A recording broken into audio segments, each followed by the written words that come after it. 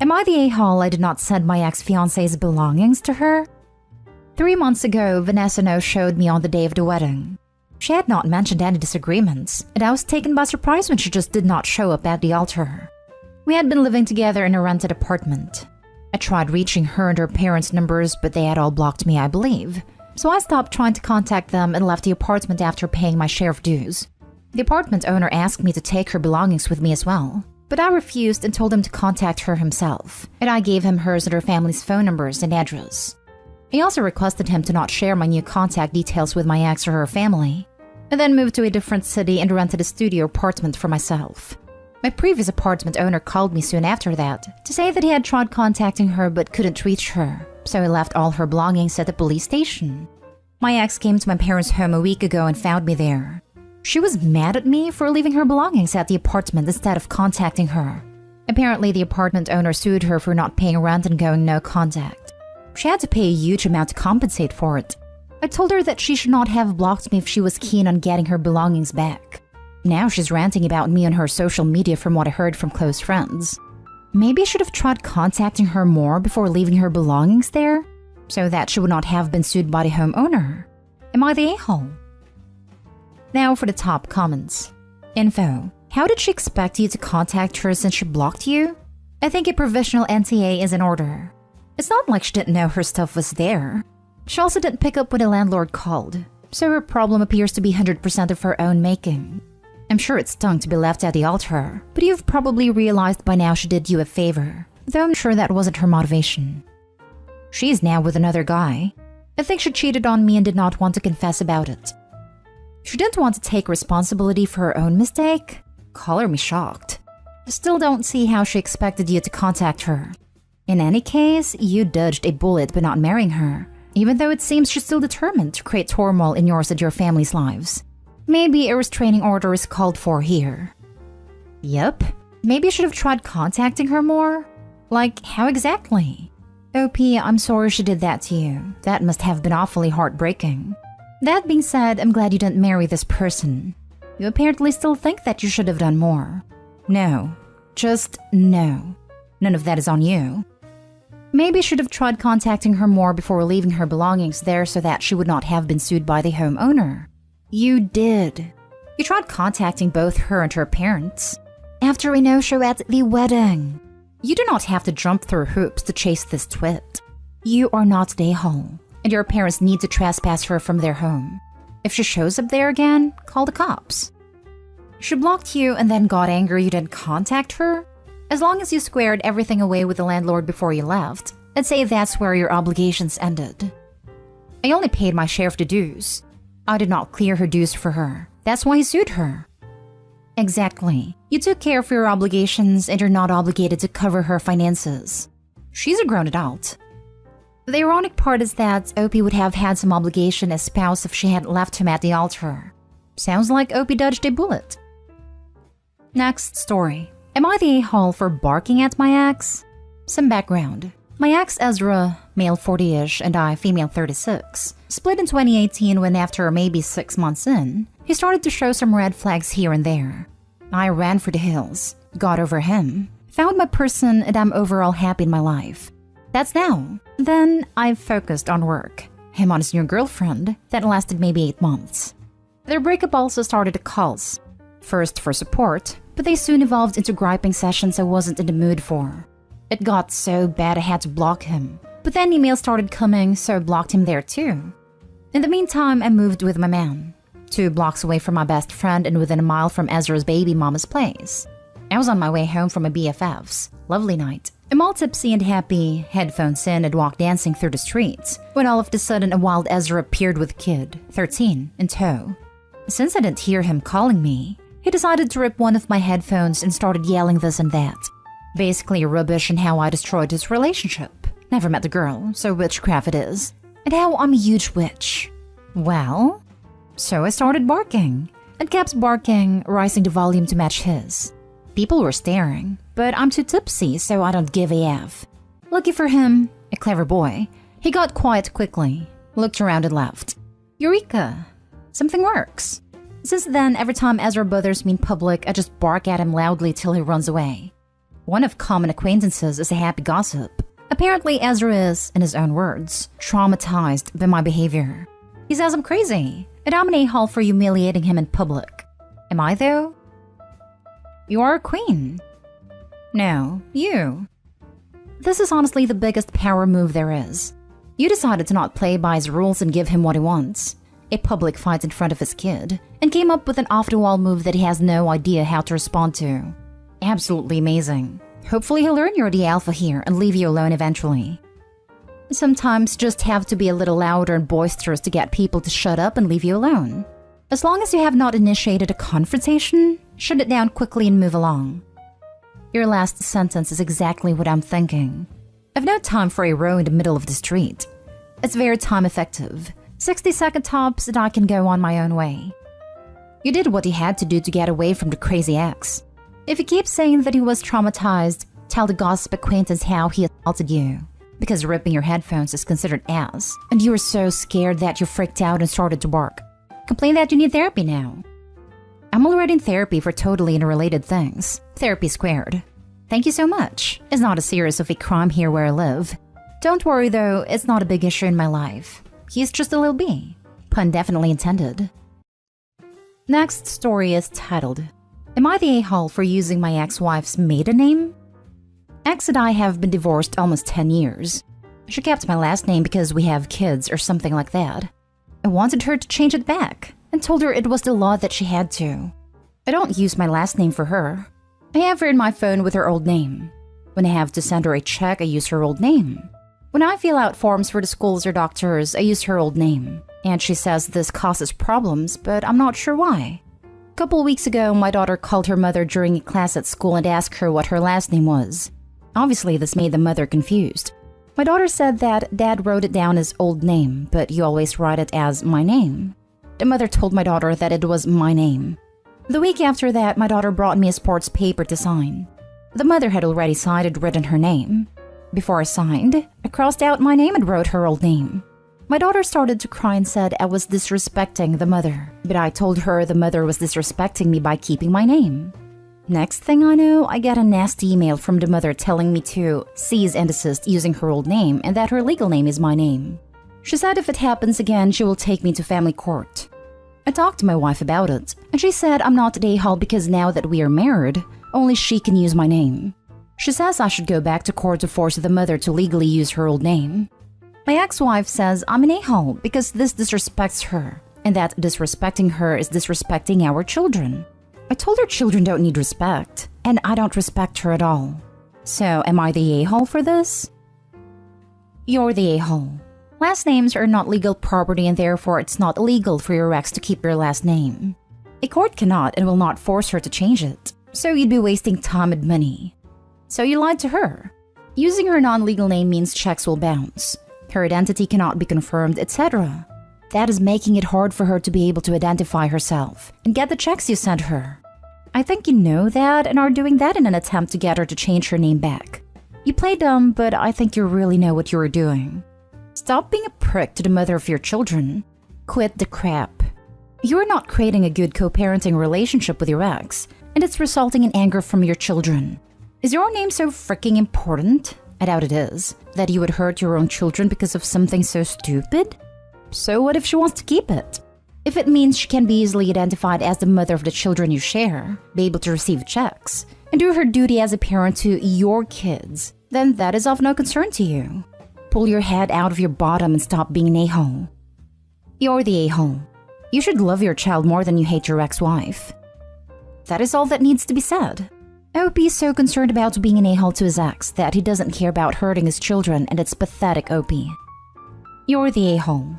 It's not the law that your ex changed her name back to her maiden name. Her name is legally the last name she changed it to when she married you. You're putting down the wrong name every time you put down her maiden name on something. It could cause a lot of issues. She might not be able to cash checks you write her in that name. If you fill out medical forms with her maiden name, it doesn't match her ID, which has her legal name on it.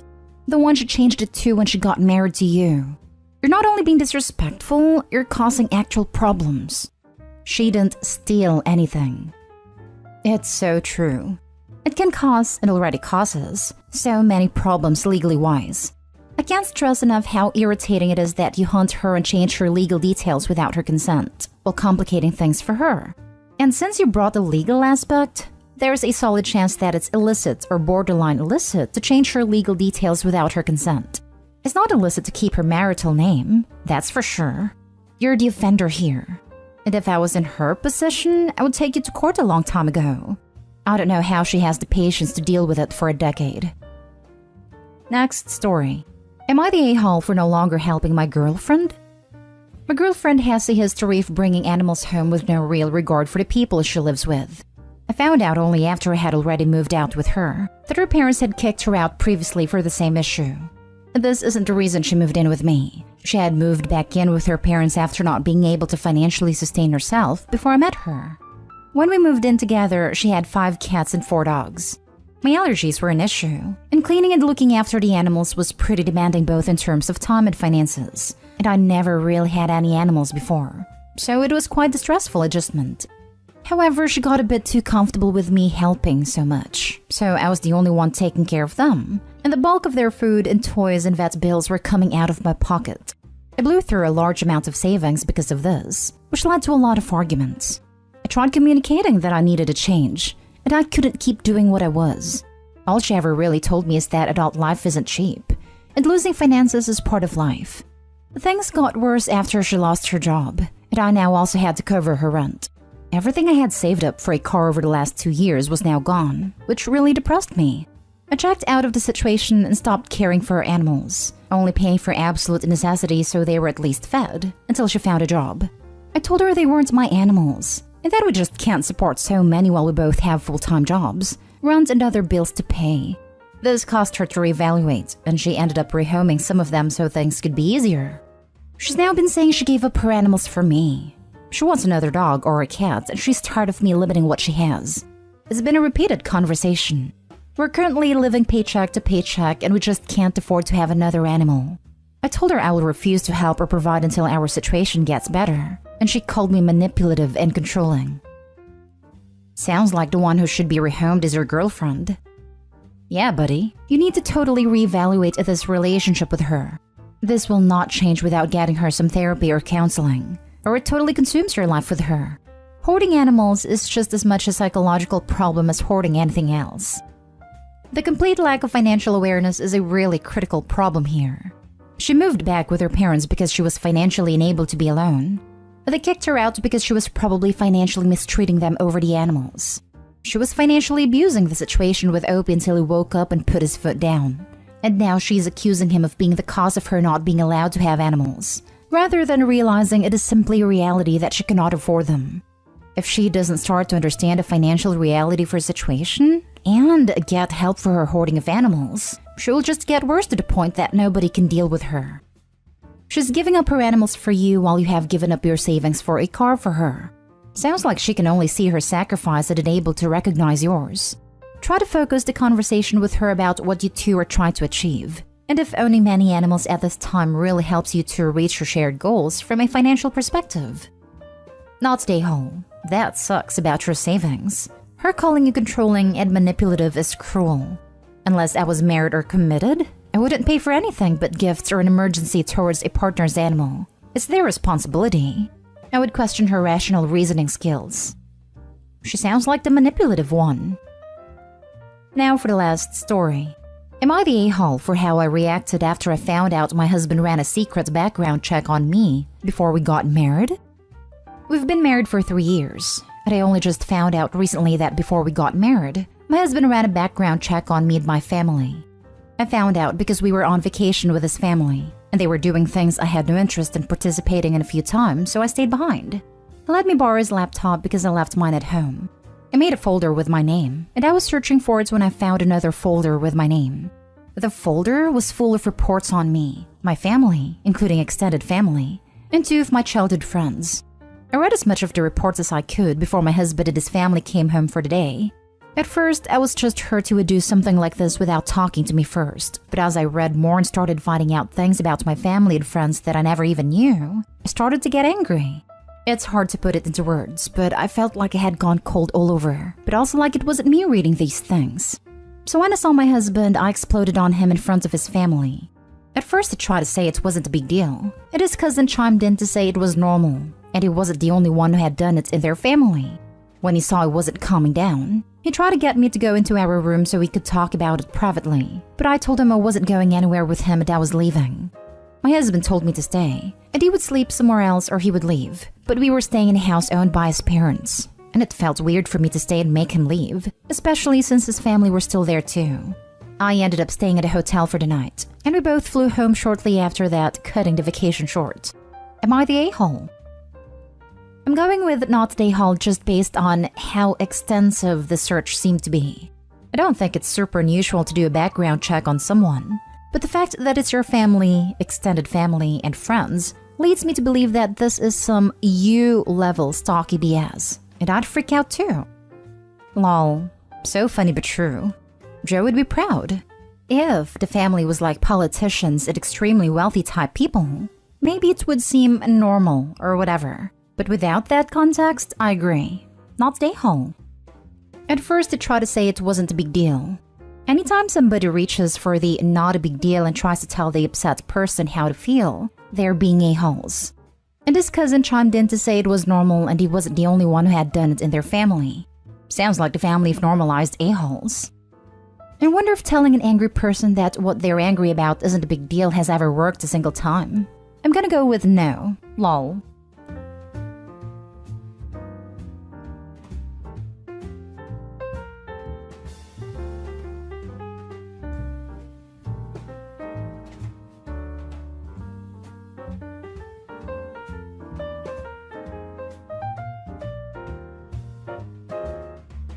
Update. Am I the a-hole for refusing to continue providing free childcare for my stepdaughter?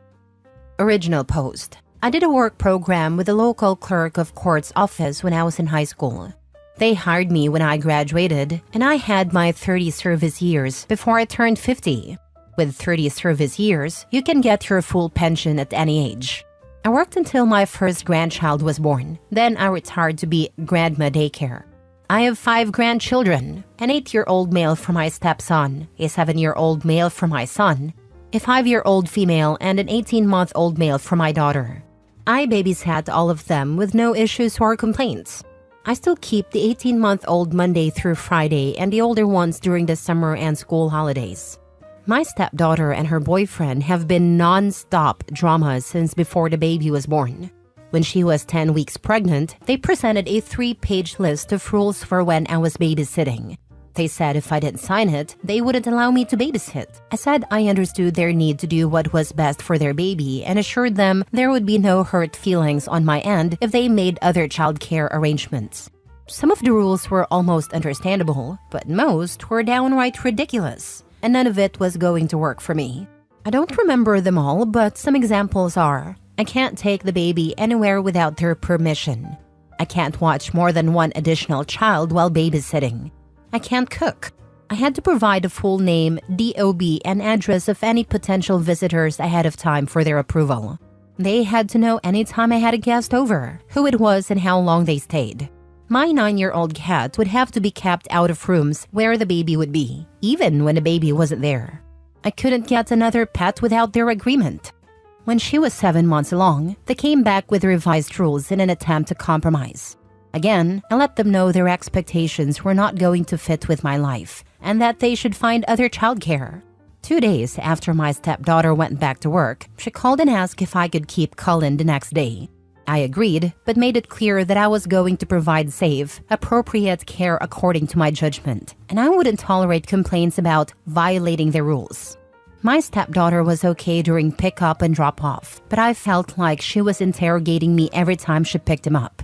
It was tolerable, but her boyfriend was downright rude.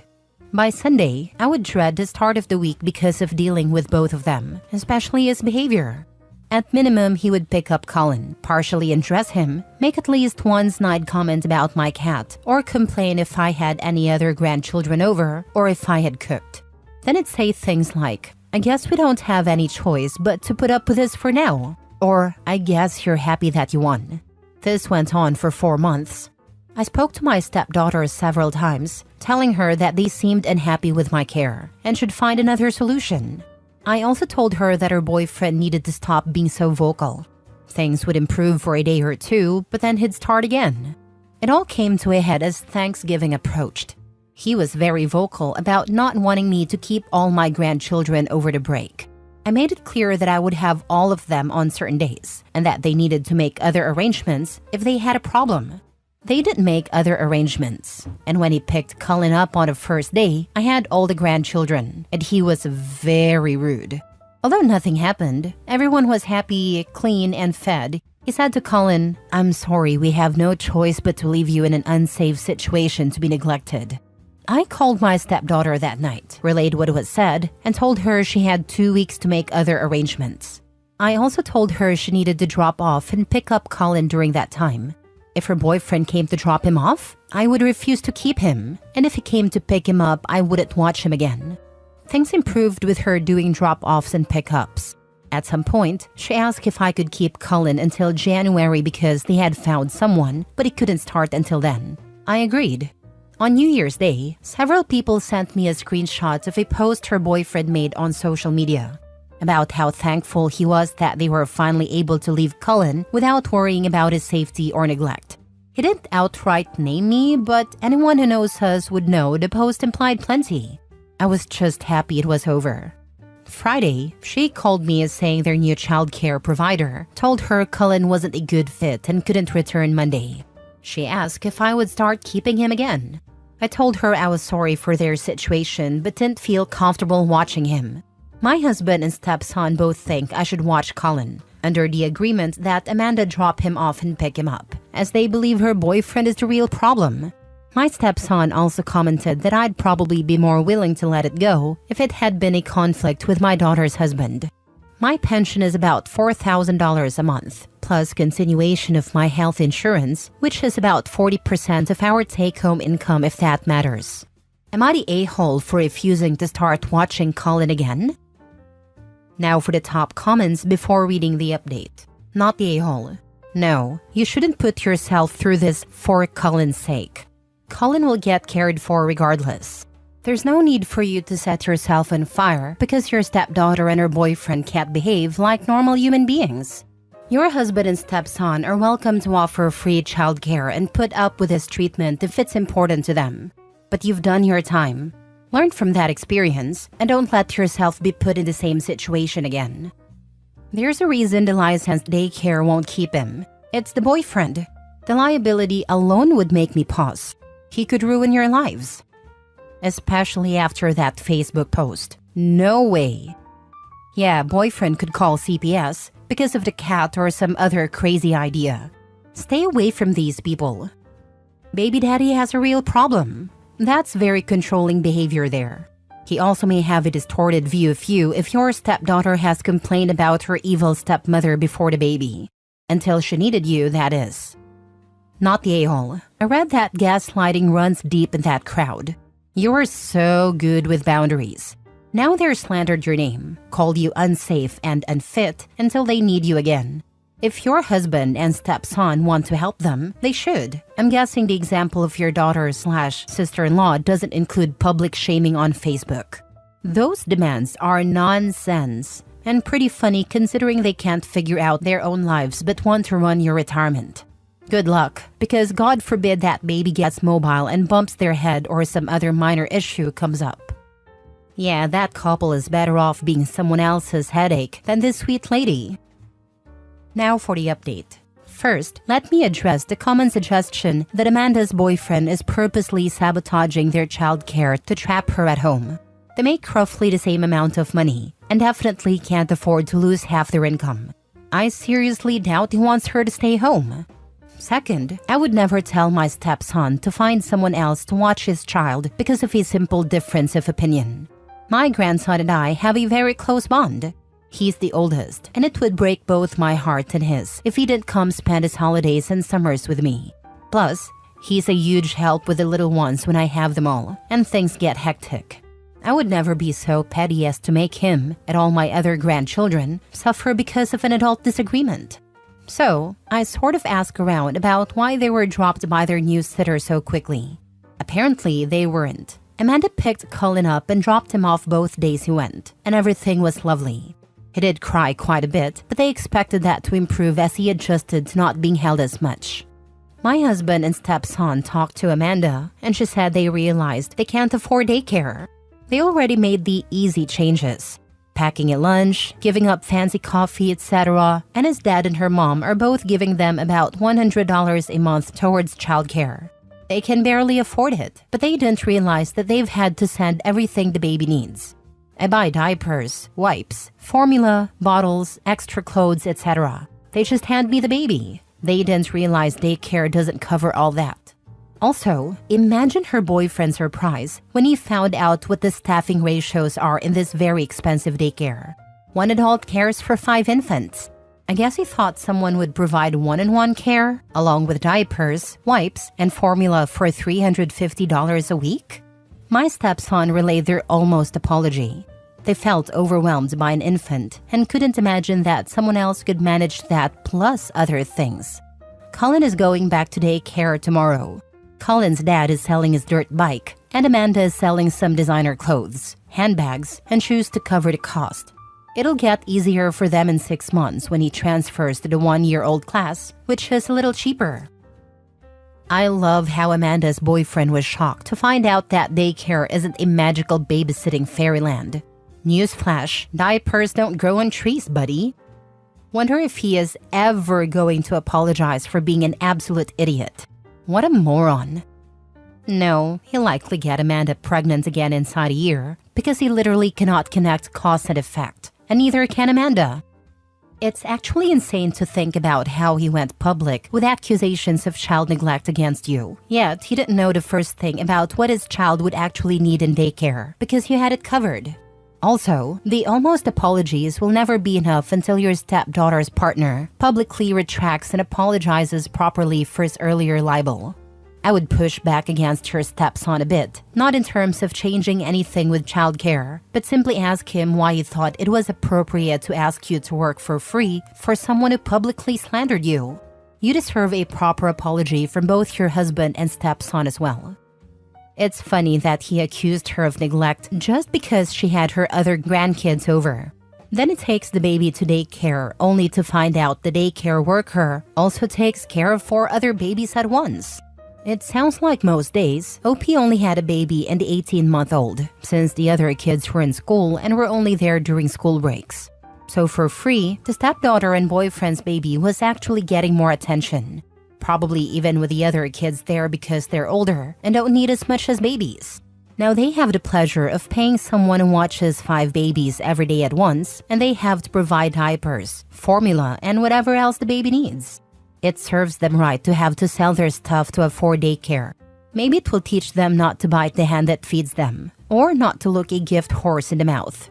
Whichever one fits better. Next story. Am I the a-hole for telling my husband I don't care if he can't raise his son? I've been with my husband for a few years now. We've had good and bad days, but as a couple, you overcome them, right? Lately, we've been butting heads a lot, way more than we used to. I'm 28 female and my spouse is 32 male. It's gotten to the point where we've been sleeping in different rooms. Of course, I noticed the lack of communication, so I suggested we go to couples counseling, but he refused. I went by myself to work on my issues. I tried suggesting counseling a second time, and he got really angry, so I let it go. He has a son 7 from his previous relationship. I don't have kids with him, but we've been raising his son together since his mother isn't in his life. There were days when he wouldn't come home for days at a time. By then, I kind of knew something was up, and my heart raced as I got closer to the truth. As they say, the truth hurts. I remember one day when I was lecturing my stepson because he spilled glue on the carpet. I didn't even know my husband had come home until he came into his son's room, screaming at me. He told me I had no right to lecture his son because I wasn't his mother. He did this all in front of his son, who looked scared. It felt like a slap in the face because I've been there since his son was 2, and to know that this is the treatment I'm getting? I don't know what set him off that day. I should have known from his behavior. I found out he was cheating on me with one of the women he claimed was his best friend. I couldn't move on when I discovered their text messages, meetups, and dates. I was already stressed out and completely done with everything. When he got home, I told him I knew everything, so he shouldn't try to deny it. Still, he tried to come up with excuses. I just stood there and let him babble. He started crying, saying he couldn't raise his son without me. I told him I didn't care if he couldn't raise his son without me. I can't say he wasn't shocked. At that moment, I'm at my mom's house, planning my next move. Now for the comments. Not the a-hole. Don't go back. He does not see you as a mother. He sees you as a babysitter for when he's out cheating. Your marriage is over. You're not the a-hole. His behavior is inexcusable. He's cheating, abusive, and disrespectful. His claim that he can't raise his son without you is manipulative. You are not a babysitter. You're his partner. Don't let him guilt you into staying. This relationship is toxic. Leaving is the best thing for you. Focus on your well-being. You deserve a partner who values and respects you. Don't go back. We do raise his son together since his mother isn't in his life. He told me I had no right to lecture him when I was not his mother. Sounds like cheater boy expected that by marrying you, he acquired an unpaid nanny because he damn sure is not treating you like a wife. Let his current F-buddy be his new child care solution and leave his mess behind you. Sad for the kid, but oh well, he said himself that you're not a kid's mother. See ya. Exactly this. It's heartbreaking for the kid, but you can't build a stable home with someone who treats you like a convenience. Hopefully, OP's next move gives her the peace she deserves. I'm so happy to hear you left. You've put yourself first here. Keep it up and stay away from that man permanently. Get a divorce and get free of him, not the a-hole. Last story. Am I the a-hole for telling my dad I'm not moving state with him and his family? My parents got divorced when I, 15 male, was 7, and my dad got married again 3 years ago. His wife has 2 little kids with her ex. He visits them twice a year, sometimes even less. At my dad's house, I've always had to take care of myself. And when his wife's kids came into the house, I was expected to babysit and make sure they were taken care of too. It's 3 hours, Monday to Friday, when I'm at my dad's. My mom hated it for me as much as I hated it, but it wasn't something my dad would ever stop, even when she talked to him about it. A judge didn't care when my mom told the courts about it because siblings babysitting isn't the worst thing ever. I don't think that's fair because they're not even my siblings. And they weren't my step-siblings when it first started. But I guess it doesn't matter. The kids got super attached to me. Dad argued with my mom a lot because she wouldn't make me go over to his house on her time to babysit for those 3 hours. He thought it was crappy of her to get in the way of my time with the kids, and he didn't care if I didn't want to. When my dad and his wife decided to move states, they wanted me to come. The judge said no because he'd be taking me away from my mom, and I've lived here my whole life. However, the judge said that if I wanted to go, it would be approved, and my mom couldn't stop it. But I don't want to go, and I've told him that repeatedly. He told me I should think more about it and said I'm part of a bigger family, and that he'd miss me, and his stepkids would miss me too. Even when he was saying that, it was so obvious he'd also miss the babysitting I do for them. He told me to think about the long term and the good things the move would make possible. For example, they're moving close to a really good school, which my dad tried to use as a reason to get my mom to agree to make me go. But my mom doesn't want to only see me every few months. Now my dad's throwing a fit because I've said I won't move and they're leaving in a couple of weeks. I'm still not going. Am I the a-hole? Not the a-hole. Free babysitting is done, Dad. Have fun actually paying someone to take care of the kids. Yep, I'm so happy it's done in 2 weeks. Exactly, the free ride is over. Let's see how fast he realizes just how much he's been leaning on you to keep things running smoothly. It's not your job to step up where Dad refuses to take responsibility. Maybe paying for actual childcare will give him a reality check. Don't go anywhere. Stop babysitting, oh my god. I don't get to stop it. My dad made it one of my chores. But once he moves, I won't have to anymore. Actually, tell the judge you aren't being paid to babysit. Bet that puts a stop to it. According to federal guidelines, you aren't allowed to work for free. Babysitting is a job, not a chore. Tell your mom if you aren't being paid, you don't want to babysit. The judge knew, but didn't see a problem because Dad treated it like a chore I had to do, and the judge said that's normal.